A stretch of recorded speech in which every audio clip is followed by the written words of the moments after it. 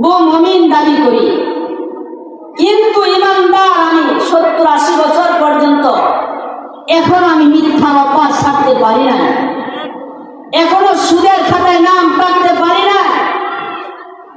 কিন্তু আল্লাহ পাক বলেন, যিনি ইমানদার, যিনি মুমিন, তার দ্বারা কোনোদিন মিথ্যা কথা তার জবান থেকে বাইর হবে না। যিনি ইমানদার মুমিন দাবি করবে, সে কোনোদিন মিথ্যা কথা তার জবান থেকে বাইর হবে না।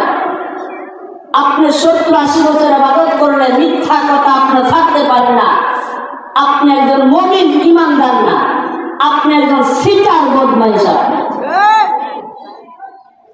কারণ একজন মুমিন যদি দুনিয়া থেকে চির বিদায় নেয়, তার জন্য আসমান কান্দে, জমিন কান্দে, তামাম দুনিয়ার কোন কায়নাত সমস্ত কিছু তার জন্য কান্দাকাটি করে। আল্লাহ রাব্বুল আলামিন বলেন, ফেরেশতা তোমরা কেন এইভাবে কাটাকাটি করো, কেন তোমাদের চোখের পানি এইভাবে ঝরঝর করে তোমাদের কেন করে? ফেরেশতারা জবাব দেয়, আল্লাহ তাআলা ওই শিরপুরদির বাসের বাড়িয়া চুনি দয়ের পার এলাকার মুসলমান একদল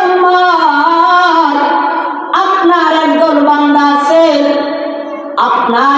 বান্দা আছে, তারা কি করে? একজন নেককার, একজন ইমানদার, উমুকের ছেলে, উমুকের পুত্র, উমুকের সন্তান, তিনি ইমানদার হয়ে দুনিয়ার ফিতনা ফাসাদের জামানা থেকে ঈমান নিয়ে তিনি দুনিয়ার মায়া ছেড়ে দিয়ে চলে আসছে। এই জন্য আমরা তার জন্য মাগফিরাত করতেছি, তার জন্য কান্নাকাটি করতেছি রে বাবা। এই জন্য ইমানদারের অনেক দাম। আপনি ইমানদার দাবি করেন, সুদের খাতায় নাম আছে আপনার, ইমানদার দাবি করেন, এখনো চুরি চারি করা এখনো বাদ দিতে আপনি পারেন নাই। আপনি ইমানদার দাবি করেন, নামাজ ঠিক মতো করেন না। আমাদের জামানায় একদল লোক আছে বলে, ভাই আমরা নামাজটা পড়ি, আমাদের ঈমান ঠিক আছে, বলি কিনা? বলি। ও মুসলমান ভাইরা আমার, বন্ধুরা আমার, একজন সাহাবী তিনি ছিলেন, যেই সাহাবী ঈমান আনার উপরে কত সম্পদ ছেড়ে দিয়েছেন, স্ত্রী বিধবা বানাইছেন, সন্তান এতিম বানাইছেন। সেই সাহাবীর নাম হলো আব্দুল্লাহ ইবনে যুলবাদাইন।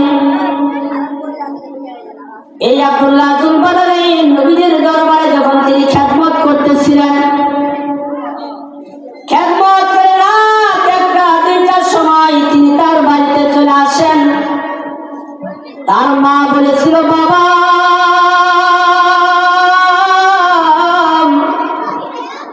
এত রাত্রে তুমি কোথায় থেকে আসো রে বাবা, তুমি একটু বলো। সন্তান চালাক বলে, মা আমি বাইরে থেকে আসলাম, এইভাবে 3 দিন 4 দিন হয়ে যায়। একদিন সকালবেলা আব্দুল্লাহ নবীজির দরবার থেকে যখন বাড়িতে চলে আসেন, রাস্তার মাঝে তার চাচার সাথে সাক্ষাৎ হয়ে গেল। চাচা বলেন, হে ভাতিজা তুমি কোথায় থেকে আসলা? আব্দুল্লাহ যুলবাদাইন বলেন, চাচাজি আমি ওই রাহমাতুল লিল আলামিনের দরবার থেকে আমি চলে আসলাম। তাহলে তুমি কেন গিয়েছিলাম? আমি তো গিয়েছিলাম, আমি কালেমা পড়েছি, ঈমান আনছি চাচা। আব্দুল্লাহ চাচা বলেন, ভাতিজারে তাহলে তো তুমি আমাদের ধর্ম থেকে তুমি আলাদা হয়ে গেলা। হ্যাঁ চাচা আমি আলাদা হয়ে গেলাম। তখন আব্দুল্লাহ চাচা বলেছিলেন, আব্দুল্লাহর বাবা ইন্তেকাল করেছিলেন, চাচা থেকে কুফাবাসী। চাচা বলেছিলেন, ভাতিজারে আমাদের ধর্ম থেকে তো তুই চলে গেলি, তাহলে তো শরীরের পোশাক আছে, আমাকে খুলে দিয়ে দেন। ভাতিজা বলেন, চাচা আপনি পোশাক নিয়ে নেন, আমার কোনো আফসোস নাই। ভাতিজা ভাতিজাকে বলেন, আব্দুল্লাহ তাহলে আমাদের সম্পদ থেকে তুই আলাদা হয়ে যা। আমি সম্পদ থেকে আলাদা হয়ে গেলাম। ঘর বাড়ি থেকে তুই আলাদা হয়ে যা, ঘর বাড়ি থেকে আমি আলাদা হয়ে গেলাম। শেষ পর্যন্ত চাচা বলেছিল, আব্দুল্লাহ তোর যে পরনের একটা লুঙ্গি আছে, লুঙ্গিটা আমাদের টাকার কিনা, আমার কাছে তুই ফেরত দিয়ে দে। আব্দুল্লাহ করুন ধরে বলছিল, চাচা আপনার কাছে আমি এই লুঙ্গিটা শুধু একটু ভিক্ষা চাই, একটু লুঙ্গিটা আপনি আমাকে দেন, আমার ইজ্জতটা ঢাকার জন্য। চাচা বলেছিলেন, না না, আমাদের টাকা কিনা করে কিছুই দেওয়া যাবে না, তুই ইসলাম গ্রহণ করছস। এ বাবা, ভিক্ষার আমার কত দাম, ইমানের কত দাম একটু বুঝাইতে চাইছি রে বাবা। এই আব্দুল্লাহ তিনি বাড়িতে চলে আসেন সকালবেলা, তার মাকে ডাক দিয়ে বলে, মা ও মা একটু দরজা খোলো গো মা। মা দরজা খুলে দেখে সন্তান উলঙ্গ অবস্থায় আমার সন্তান দরজার সামনে দাঁড়ায় আছে। আব্দুল্লাহর মা বলে, আব্দুল্লাহ রে, এই মক্কাবাসীর মধ্যে সবচেয়ে বড় লোকের ধনী মাসের ছেলে তুই, তোরে তো বড় ক্ষতি তোরে কে করলো? বলে, মা আমি ইসলাম গ্রহণ করেছি, কালেমা করেছি, রহমাতুল্লিল আলামিনের দরবারে যাইয়া আমার নিজের গায়ের পোশাক আমার চাচা খুলে নিয়েছে। শীতের মৌসুম ছিল, তার মা একটা গায়ের চাদর ছিল আব্দুল্লাহকে নিক্ষেপ করে দিয়েছে। বলছে, বাবারে যেদিন কালেমা তুই ছাড়তে পারবি সেদিন আমার মায়ের কাছে আমার কাছে তুই চলে আসবি, আর যদি না আসতে পারস, কালেমা যদি না ছাড়তে পারস, আমার কাছে আর তোর আসার কোনো দরকার নাই। আব্দুল্লাহ বলে, মা গো, আমি যেই কালেমা পড়েছি একটা মধুর, এমন একটা মধুর মা, আমার নিজের জিন্দেগিও যদি শেষ হয়ে যায় কিন্তু মুহাম্মদের যে কালেমা পড়ছে আমি শেষ করব না। আব্দুল্লাহ কান্নাকাটি করেন, একটা চাদর নিয়ে লজ্জা চান ঢাকলেন, আর একটা চাদর নিয়ে শরীরে দিলেন, এইভাবে তিন খণ্ড করে একটা চাদরকে নবীজির কাছে যখন গেলেন, যাবেন ইয়া রাসূলুল্লাহ, আমার মাই কালেমা পড়ার কারণে আমার মা আমার সব কিছু নিয়ে নিয়েছে, আমার চাচা সব কিছু আলাদা হয়ে গেছে, আমার তো এখন কিচ্ছু নাই। নবী আলাইহিস সালাতু ওয়াস সালাম বলে, আব্দুল্লাহ তোমার কোনো টেনশন করা লাগবে না। আব্দুল্লাহ কি করলেন, মসজিদের মধ্যে তিনি জিকির করতে লাগলেন, জোরে জোরে জিকির করতে লাগলেন। আমিরুল মুমিনিন হযরত ওমর রাদিয়াল্লাহু তাআলা আনহু বলে, ইয়া রাসূলুল্লাহ, ইয়া হাবিবাল্লাহ, আপনার একজন সাহাবী তিনি তো মসজিদে অনেক চিল্লাচিল্লি করে তিনি জিকির আজকার করতেছেন।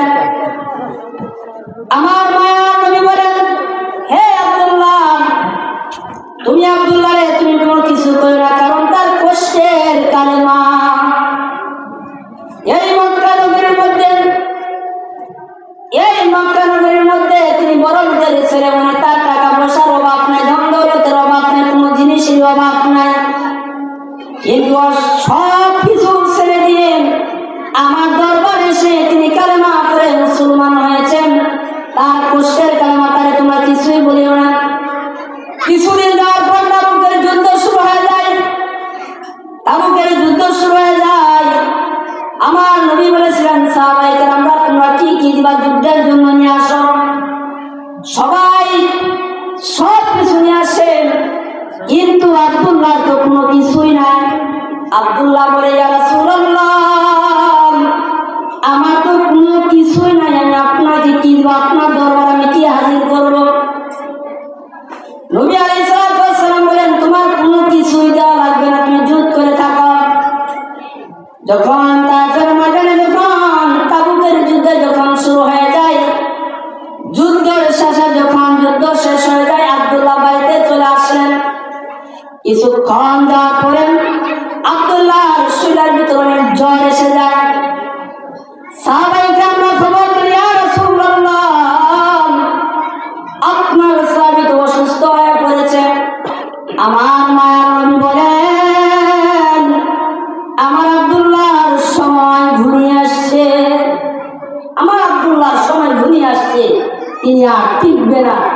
দুনিয়ার মায়া ছেড়ে দিয়ে চলে যাবে। কিছুক্ষণ পরে আব্দুল্লাহ যখন ইন্তেকাল করেন, মারা গেলেন, নবী আলাইহিস সালাতু ওয়াস সালাম বলেছিলেন, সাহাবীরা আমার এই আব্দুল্লাহকে সুন্দর করে গোসল করা, সুন্দর করে কাফন পরা। জানাজা হয়ে গেল। আমার নবী সাল্লাল্লাহু আলাইহি ওয়াসাল্লাম এই আব্দুল্লাহকে নিজের কবরে রাখলেন, নিজের হাত দিয়ে কবরে রাখলেন। রাখার পরে নবী আলাইহিস সালাতু ওয়াস সালাম দোয়া করে দেন। দেখেন একটা কালেমার জন্য কত কিছু তারা ছেড়ে দিয়েছে, সন্তান ছেড়ে দিয়েছে, স্ত্রী ছেড়ে দিয়েছে, মা বাবা সব কিছু ছেড়ে দিয়েছে, সম্পদ থেকে আলাদা পর্যন্ত হয়ে গেছে। আর আমরা কেমন মুসলমান? আমরা মুসলমান কেমন? আমাদেরও ইমান সাহাবায়ে কেরামদেরও ইমান। এখন যদি একটা পুলিশ আসে, যদি বাড়ি দেয়, প্যান্ডেল মাইক কোথায় গেল, কোনো ধুলাই অন্ধকার, আগে দৌড়ের পর, আগে নিজের জীবন বাঁচায়। কথা ঠিক?